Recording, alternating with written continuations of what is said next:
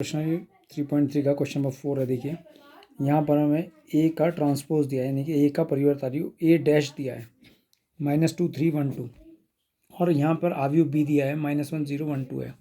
तो वो हमसे ये कहता है कि हमें a + 2b का परिवर्त निकालना है। देखिए जोड़ना किस किस को है, किस किस को ऐड करना है, a को और 2b को। तो a आपके पास है या नहीं है, पहले देखिए। हमारे पास a नहीं है, हमारे पास a डैश है, यानी कि a का परिवर्त है। तो सबसे पहले हम इस a डैश से क्या निकालेंगे, a निकालेंगे। तो हमें a डैश दिया है, तो क्या पता है आपको, बिकॉज अगर मैं किसी भी परिवर्त आव्यूह का परिवर्त कर देता हूँ दोबारा, यानी कि ट्रांसपोज मैट्रिक्स का दोबारा ट्रांसपोज कर देंगे, तो हमें वो ही वर्ग आव्यूह ए प्राप्त हो जाता है। ठीक है, तो यानी कि हम a डैश का फिर ट्रांसपोज करेंगे, तो इसलिए मैंने इस a डैश का ट्रांसपोज करा। तो a डैश का डैश बराबर, तो -2 और 3 फर्स्ट रो है, तो -2 और 3 फर्स्ट कॉलम बन गया। 1 और 2 सेकंड रो है, तो 1 और 2 सेकंड कॉलम बन गया।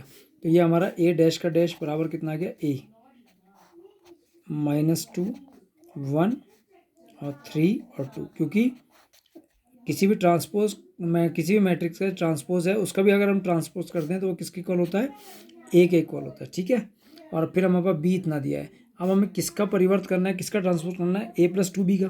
तो first we have to find a + 2b। तो यहाँ मैंने लिखा a + 2b।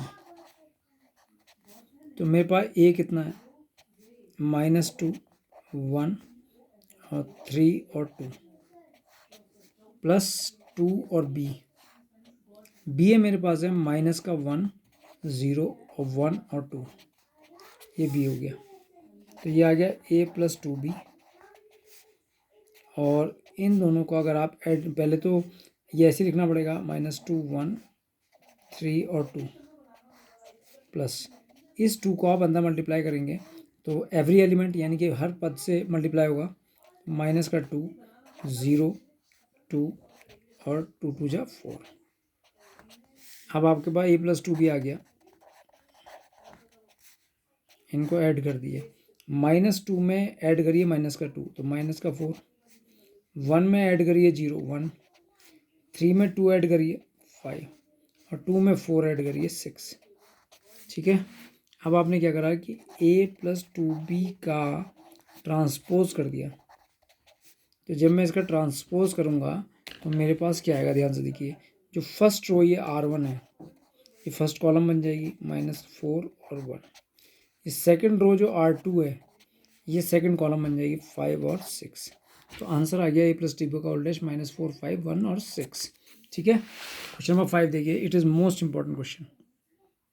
क्वेश्चन नंबर 5 जो है ये बहुत ही इंपॉर्टेंट क्वेश्चन है, ध्यान से देखिए, और एग्जाम में बहुत आता है। ए और बी आव्यूह के लिए सत्यापित कीजिए। ये हमारी थर्ड प्रॉपर्टी होती है ट्रांसपोज मैट्रिक्स की, ए बी का होल डैश बराबर बी डैश ए डैश के। पहले इन दोनों की प्रोडक्ट करिए, उसके बाद ट्रांसपोज करिए। राइट हैंड साइड में पहले आप ट्रांसपोज करिए और फिर प्रोडक्ट करिए। ठीक है, तो ये हमारे पास ए और बी दिए हैं, तो मैंने सबसे पहले ए डैश निकाल लिया। तो ए डैश ये 1 ए की कॉलम है, तो ये कॉलम जो है किस में चेंज हो गया, पंक्ति में। 1 -4 और 3 रो में चेंज हो गया। ठीक है, और बी डैश आ गया, ये एक ही रो है तो ये एक कॉलम में चेंज हो गई, 1 2 और 1। अब देखो सिद्धि क्या करना है, टू प्रूव के लिए क्या है,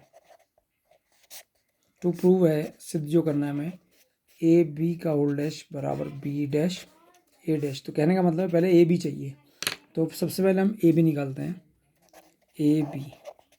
तो ए बी कितना है, ए हमारे पास 1 -4 3, यानी कि ये हमारा इस कॉलम मैट्रिक्स है, 1 -4 और 3।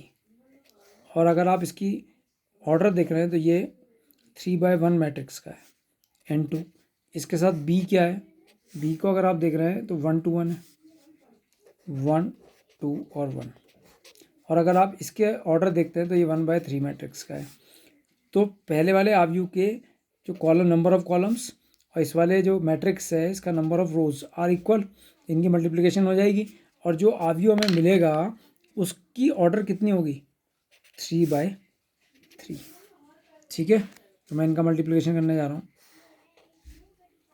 पहली पंक्ति पहला स्तंभ, 1 को 1 से मल्टीप्लाई करेंगे, 1 1 जा 1। पहली पंक्ति दूसरा स्तंभ, 1 2 जा 2। पहली पंक्ति तीसरा स्तंभ, 1 1 जा 1। -4 को 1 से मल्टीप्लाई करा, -4। दूसरी पंक्ति पहला स्तंभ, दूसरी पंक्ति दूसरा स्तंभ, -4 इंटू 2 -8। दूसरी पंक्ति तीसरा स्तंभ, -4 इंटू 1 -4। तीसरी पंक्ति पहला स्तंभ, 3 एकम 3। तीसरी पंक्ति दूसरा स्तंभ, 3 दूनी 6। तीसरी पंक्ति तीसरा स्तंभ, 3 एकम 3। तो ये हमारा ये बन गया 3x3 मैट्रिक्स। मैंने कहा था ना 3x3 का आएगा, ठीक है। अब हमारे जो लेफ्ट हैंड साइड है वो है ए बी का होल डैश। तो ए बी का होल डैश यानी कि ए बी का परिवर्त। तो जब आप ए बी का परिवर्त करेंगे तो पहली पंक्ति क्या है, 1 2 1, ये क्या बन गई, पहला स्तंभ 1 2 1। दूसरी पंक्ति -4 -8 -4, ये दूसरा स्तंभ बन गई -4 -8 और -4। तीसरी पंक्ति हमारे पास है 3 6 3, ये तीसरा स्तंभ बन गई 3 6 और 3। क्लियर हो गया। अब राइट हैंड साइड देखिए, तो RHS क्या है, RHS है B dash into A dash, और B डैश जो है वो है 1 2 1।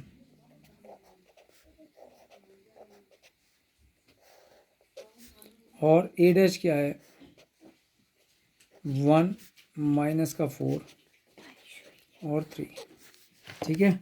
इन दोनों को अगर आप मल्टीप्लाई करेंगे तो इसको आप अगर ध्यान से देख रहे हैं तो ये 3/1 कोटि का है, ऑर्डर का है, और ये 1/3 ऑर्डर का है।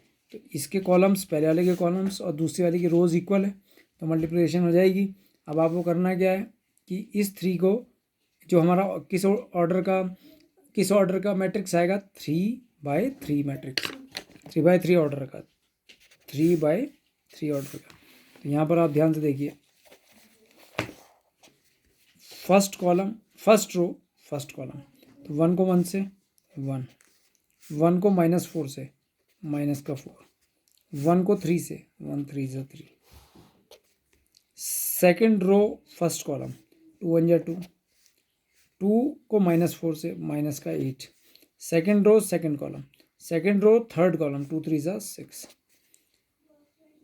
थर्ड रो फर्स्ट कॉलम, 1 1 जा 1, 1 को -4 से -4, और 1 को 3 से 1 3 जा 3। तो 3/3 का मैट्रिक्स आ गया। अब देखिए ये B डैश ए डैश है, 1 -4 3, 1 -4 3, ये B डैश है, 2 -8 6, 2 -8 6, 1 -4 3 और 1 -4 3। तो आपको ने क्या प्रूव कर दिया, ए बी डैश का whole dash is equal to B dash A dash. Clear हो गया।